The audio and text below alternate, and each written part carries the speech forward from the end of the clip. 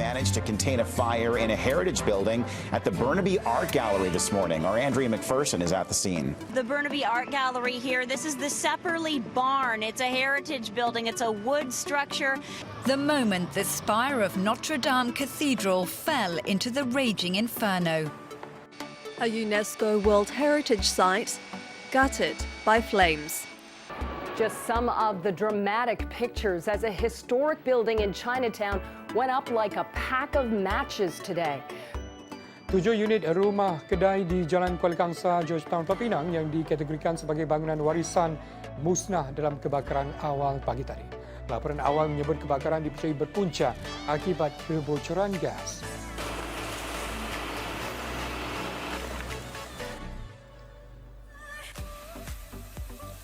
Building of cultural heritage is built in different times under different rules with no standard of safety.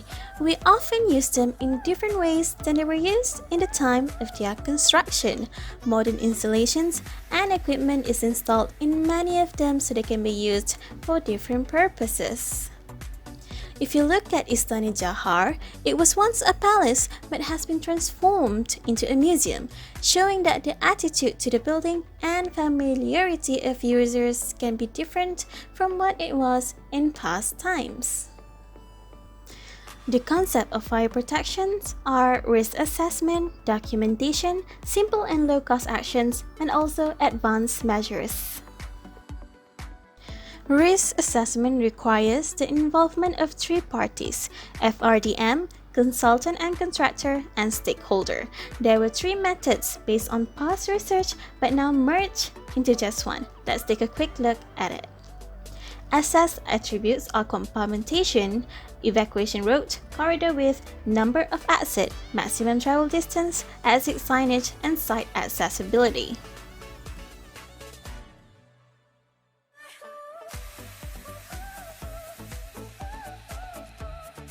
Comprehensive documentation should be prepared to describe the building and its fire prevention appliances, the changes of use of the building with an eye on fire protection, the organizational structure in place for fire prevention, and the alterations that occur. We have fire safety logbook, damage limitation plan, and also object removal.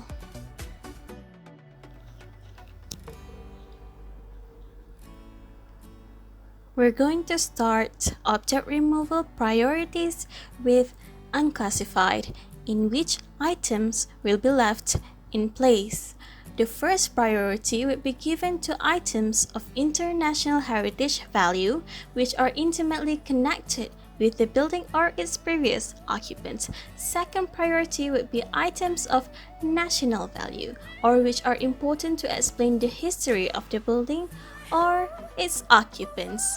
This should also include items that have high monetary value. The third priority are items which would be difficult or expensive to replace.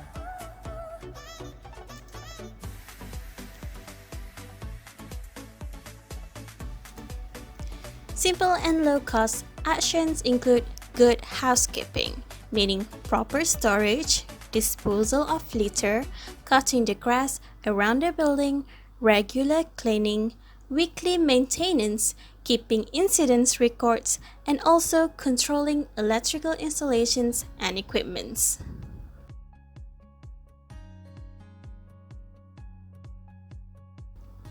Simply put, if advanced measures like fire detection, fire suppression systems, and others are needed, they should be maintained in their best conditions. There are 5 basic fire protection measures, which are prevention of fire ignition, prevention of fire spread, evacuation, staff training, and conditions for effective intervention of the fire brigade. Within prevention of fire ignitions, there are a few things to consider: arson, electrical installation and equipment, open fires, smoking materials, candles, heating equipment, and hot works. In prevention of fire spread, use fire triangle method, manual firefighting equipment, and active fire protection measures. As for evacuation, doors on escape route, alternative ways of escape alarm, fittings in escape room, guidance sign, plan of escape routes, and salvage of items of historic values.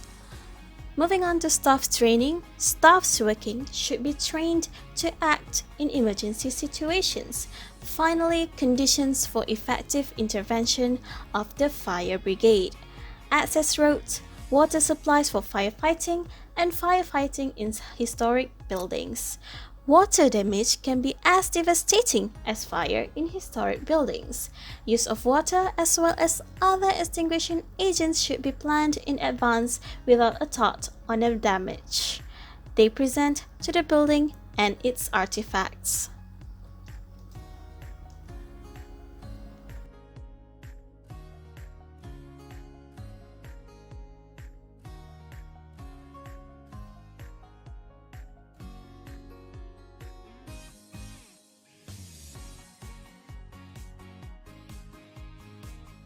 The first principle in protecting fire heritage buildings is minimal intervention.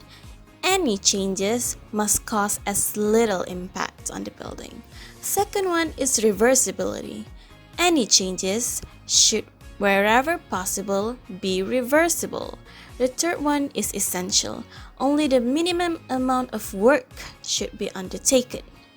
The fourth would be sensitivity. Fire protection devices, equipment, and systems should be installed with due consideration to the overall appearance. The fifth one would be appropriate. The fire protection measures adopted must be appropriate to the level of risk. And the last one would be legal compliance.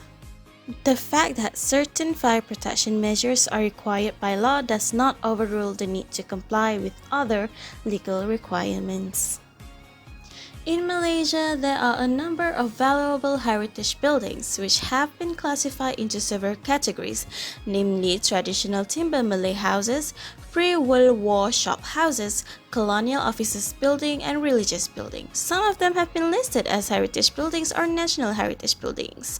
However, mostly due to inappropriate management and poor protection measures, a lot of them have been burnt down by fires. Examples of it would be Pak Ali's house, the former High Court of Kuala Lumpur, and the Sarawak Club. In fact, in the last decade, at least one heritage building has been destroyed or damaged by fire almost every year in Malaysia. The worst fire occurred in 2008, where a total of 59 heritage buildings were involved in 5 different fire incidents. These tragedies emphasized the vulnerability of heritage buildings and their contents to fire and its aftermath.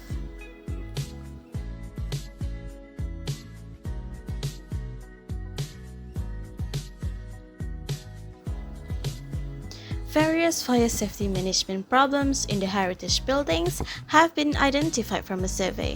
10 leading problems are as follows: building without safety fire plan, no periodical fire training for staffs, building without fire certificate, building without emergency escape plan, buildings not disabled friendly, buildings without fire policy, buildings without periodical risk assessment, buildings without direct link to the local fire brigade, without periodical fire drill, and finally, without insurance.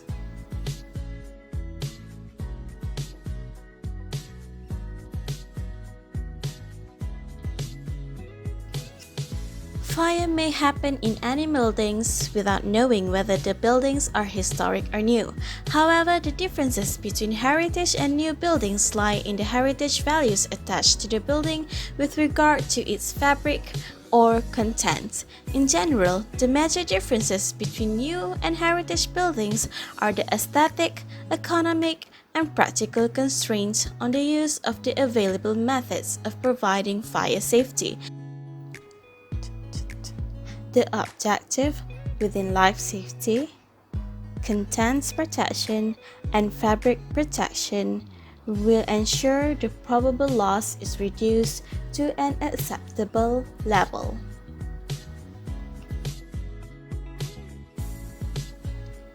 The first suggestion is scheduled risk assessment.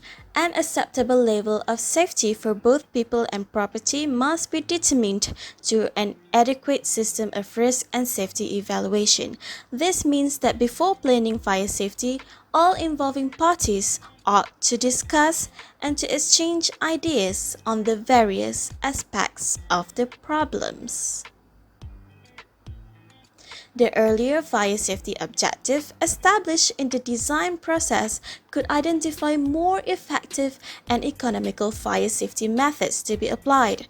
All parties concerned must be aware of their individual duties in ensuring that the adequate standards of fire safety and property protection are both provided and maintained. The second suggestion that we would like to put forth is upgrade of property according to UBBL. Owners are required to keep up with the current laws to keep the building safe for the users and their artifacts. Most of Malaysia's heritage buildings are owned by the government, where laws must be enforced to set an example to private owners of heritage buildings. As the value of historical building lies on its building characteristics and building envelope, owners need to have careful steps in not tweaking the original style of the building.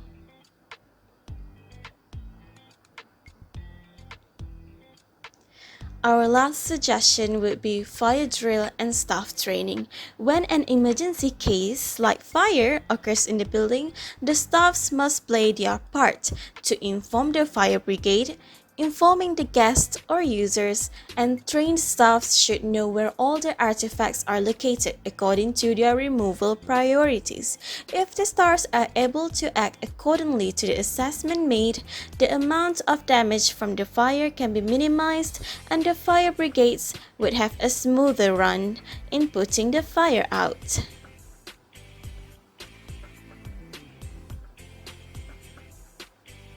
One good example of replicating heritage buildings is the Malacca Sultanate Palace Museum. Despite the few differences in size, as seen in the pictures, the main elements of the palaces are well replicated and the museum are well preserved and equipped with many safety installations according to UBBL. To put in simple words, it is widely accepted that a heritage building is exposed to more fire threats unlike a new building. In case of fire, indeed, protecting life safety remains the main priority. However, appropriate steps should be taken to prevent fire damaging the priceless heritage buildings and its content. If necessary to upgrade fire safety in heritage building, the fire protection measures must be designed with a sympathetic approach to heritage fabrics of the building.